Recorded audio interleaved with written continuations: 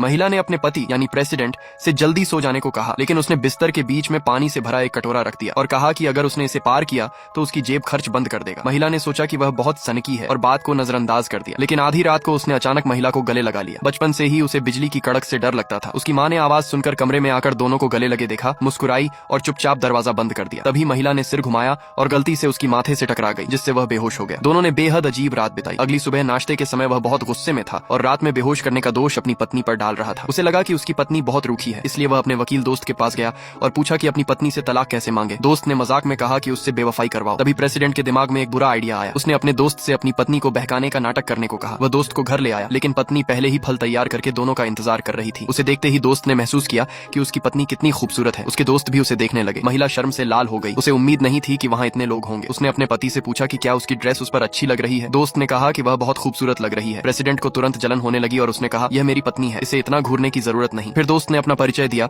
और बताया कि वह प्रेसिडेंट का बचपन का दोस्त है और मिलने आया है। महिला ने उससे हाथ मिलाने के लिए हाथ बढ़ाया, लेकिन प्रेसिडेंट ने तुरंत अपने दोस्त को पीछे कर दिया। उसे घर लाने का पछतावा होने लगा। वह नहीं चाहता था कि कोई उसकी पत्नी को छुए। इसके बाद महिला खाना बनाने चली गई। बाहर प्रेसिडेंट और उसका दोस्त बॉक्सिंग करने लगे। दोस्त ने उसे ताना मारते हुए कहा कि उसकी पत्नी इतनी खूबसूरत है, फिर भी वह उसकी कद्र नहीं करता। थोड़ी देर बाद महिला खाना बनाकर उन्हें बुलाने आई। तभी उसका दोस्त उठते समय गलती से पंचिंग बैग गिरा बैठा, जो सीधा महिला पर गिरने वाला था। उसी पल प्रेसिडेंट उसे बचाने के लिए दौड़ पड़ा। महिला को लगा कि उसका पति बहुत बहादुर है, बिल्कुल एक सच्चे पति की तरह, लेकिन अगले ही पल उसकी कमर में मोच आ गई और वह दर्द से बिस्तर पर लेट गया। उसका दोस्त उसकी पीठ पर क्रीम लगाने वाला था, लेकिन महिला ने क्रीम ले ली और खुद लगाने लगी। प्रेसिडेंट का दोस्त अब भी मजाक कर रहा था कि उसकी पत्नी बहुत खूबसूरत है, लेकिन उसका गुस्सा बहुत तेज है। महिला ने उसकी पीठ जोर से दबाई। वह दर्द से बोला कि धीरे करो और कहा कि वह भी अपनी पत्नी जितनी ही रूखी है। महिला ने उसे पीछे से हल्की सी थपकी दी। वह पलटकर देखने लगा और पता चला कि वह उसकी पत्नी थी। महिला मुस्कुराकर बोली, जब तुम मुझे बचाते हो तब तुम बहुत अच्छे लगते हो। ये सुनकर प्रेसिडेंट के मन में हल्की सी खुशी छा गई।